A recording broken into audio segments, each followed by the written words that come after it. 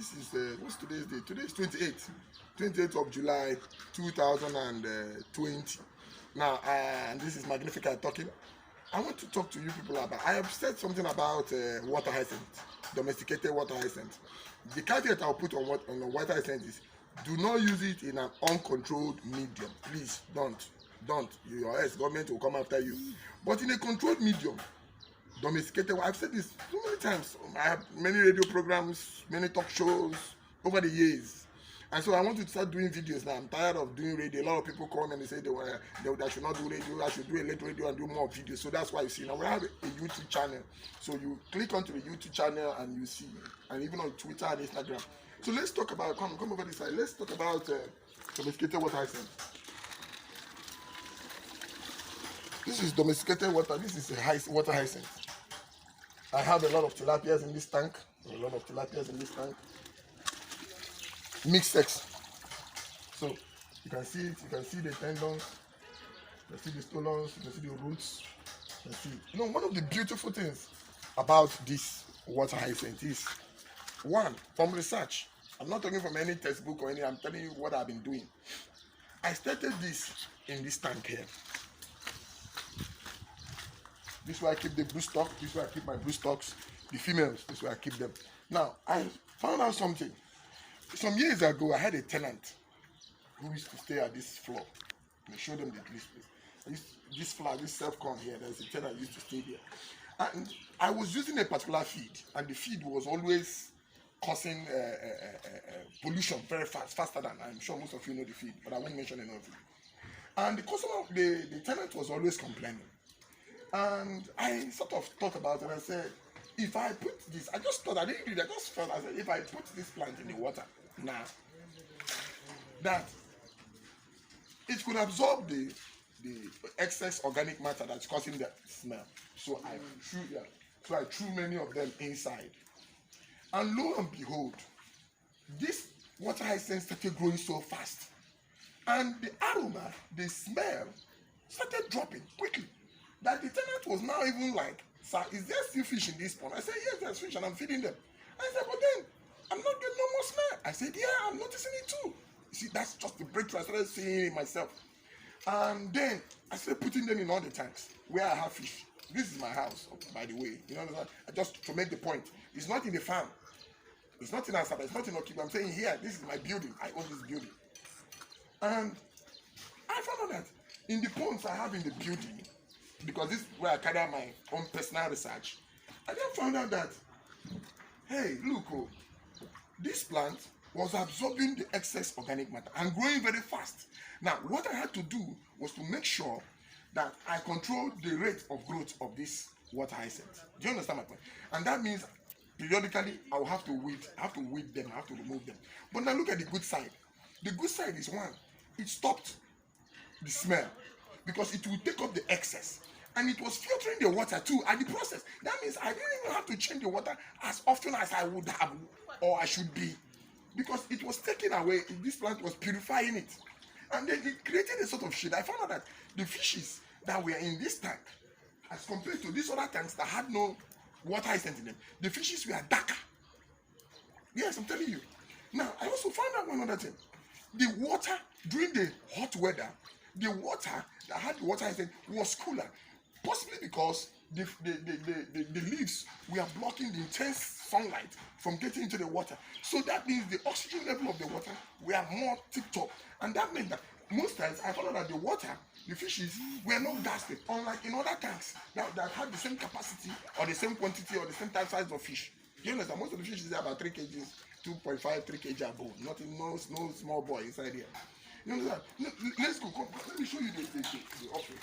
Now you check this out now. These are the small ones. These are the growing ones. Now, to stop your doubt, because I don't lie. I never lie. I don't need to lie. I only tell the truth. There are big guys here. There are fishes here. So there are fishes here, and let me show you.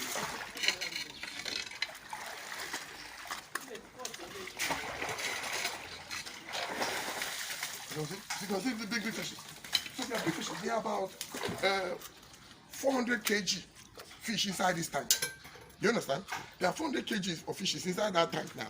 And then when you have that, so you can see what is going on in this tank. You can see these ones are growing. I've sold most of them. Many people come and sell.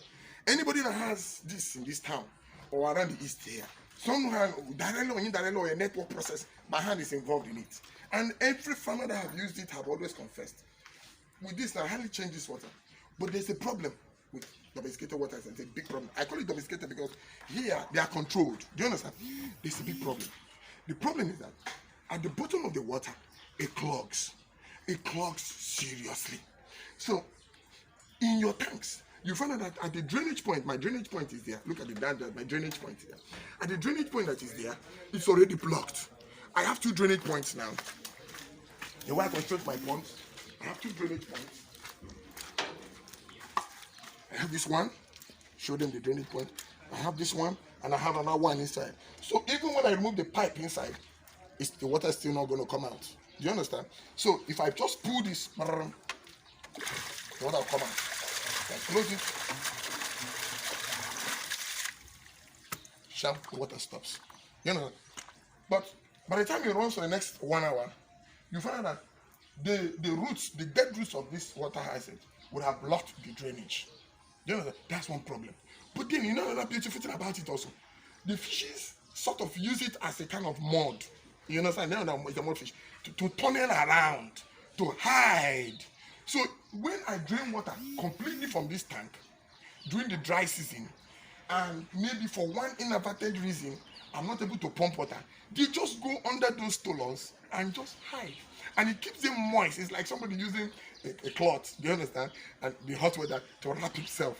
And the fish will stay there for a very long time. Do you understand? So the benefits are crazy. And another one I forgot to tell you. They eat it. Yes. But my own have sort of gotten accustomed to it. You know why? There are 2 things. If you have water hyacinth, I bet you 6 out of 10 times, if you throw it into a new pond that have never seen water hyacinth, they're going to eat it up. Sharply. No dulling. But if you don't want them to eat it, like when I introduce these ones, what I usually do is when I feed them and they stay full and they are satisfied, I then and they are eating at one side, I gradually, sneakingly put this other one at the corner. So that even when they see it, they'll be so confused. You know, when someone is weak, even when someone is coming to kill him, he won't even know because he's full and weak. And then the water hyacinth now gets embedded in the system. Some naughty ones who are not yet full will eat, but majority will stay. I only need one water hyacinth to be in the plant for it to multiply in the next few 3, maximum a month, and the whole place will be full. Now, the downside about it is that do not allow it to cover your pond. This is my own here. I try to check it and make sure that they don't cover more than 40-50% of the pond, because it also at the night time it takes away oxygen. So you need to guide that issue of the oxygen. During the day, photosynthesis is going on. During the night, respiration is going on, and that means it's going to compete with the fish for the oxygen, and you don't need that happening. Like I told you, in this tank I have about 400 kg or 450 kg of fish here, and in the other one I have about 300. So I've overstocked heavily. You know that I'm overstocked, but I don't try this at home, bros. I can only do that during the rainy season. I can't do that during the dry season. Do you understand? Because of the temperature. Now the weather is cool, so I have to tolerate it. Here I have my exotic fishes here. I have my koa, I have my goldfish, I have my, here, show them that. I have all the exotic fishes. I just put all of them together. I don't really have space. The tanks, I have tanks all around this house, you know, and my other places. So this is, you can see all of them in all the different tanks. And even you can even, some even ask me, can you even do it in tarpaulin? This is a tarpaulin tank. You can see this is a tarpaulin tank. So, and another thing is that one of the intriguing things is that with this water hyacinth here, it doesn't allow children who see the fish and start to throw stones at them. They won't be able to do all those things. Are you getting me now? It kind of protects the fish. So this is a mess. But the caveat I would say is, do not use them in natural water, or government will come after you. Don't say Kledo told you so. I use it as a control medium, and I dispose of them well. I don't throw them into the, because even if you keep them out of water for 1 week, put them inside water, they are going to grow. Please. So what I do is I grind them and I use them for feed formulation, or I grind them and put them somewhere in a dump where they will just die and never get up again. You understand? This is Magnifica Farms and Fisheries, Dr. Ekelezo presenting domesticated water hyacinth. The best. It's domesticated because anything that you bring to your home and you nurture it in your home should definitely be domesticated. And you see, one final note, the ones in the white is quite different from the ones here. Those ones have diseases. So you find out that under the leaves, you see white flies, you know, under it. But here, these ones are not. They are sterilized because antibiotics have entered the water. You understand? So enter the water. So because of it, when the time the fish, the plant takes in the water from there, those things have a natural way of just disappearing or dying off. So that's why I say it is domesticated water.